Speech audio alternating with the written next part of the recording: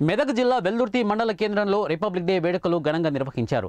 75వ republic day సందర్భంగా స్థానిక గ్రామ పంచాయతీ కార్యాలయం వద్ద సర్పంచ్ భాగ్యలక్ష్మి ఆంజనేయులు జాతీయ జెండా ఎగురవేశారు. పోలీస్ స్టేషన్ వద్ద ఎస్ఐ మధుసూదన గౌడ్, ఎంపీడీఓ కార్యాలయం వద్ద ఎంపీడీఓ వెంకటలక్ష్మి, శ్రీశక్తి భవనం వద్ద ఏపీ శంకరయ్య, మహాత్మాగాంధీ జాతీయ కార్యాలయం వద్ద ఎంపీడీఓ వెంకటలక్ష్మి, తహసీల్దార్ కార్యాలయం వద్ద తహసీల్దార్ తులసిరాం, వ్యవసాయ శాఖ కార్యాలయం వద్ద విస్తరణ అధికారి వందన జాతీయ జెండా ఆవిష్కరించారు.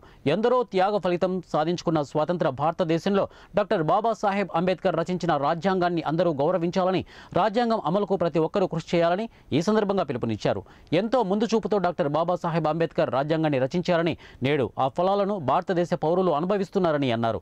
ఈ కార్యక్రమంలో ఎంపీపీ హనుమన్న గారి స్వరూప నరేందర్ రెడ్డి, వైస్ ఎంపీపీ సుధాకర్ గౌడ్, మాజీ ఎంపీటీసీ జగ్గా అశోక్ గౌడ్ తదితరులు పాల్గొన్నారు. అందరికీ 75వ గణతంత్ర దినోత్సవ శుభాకాంక్షలు. ఈ గణతంత్ర దినోత్సవ శుభాకాంక్షలు ఈరోజు మనం ఇక్కడ వైభవంగా, అంగరంగ వైభవంగా అన్ని ప్రభుత్వ కార్యాలయాల్లో కూడా మనం జాతీయ జెండా ఆవిష్కరణ చేసుకున్నాము.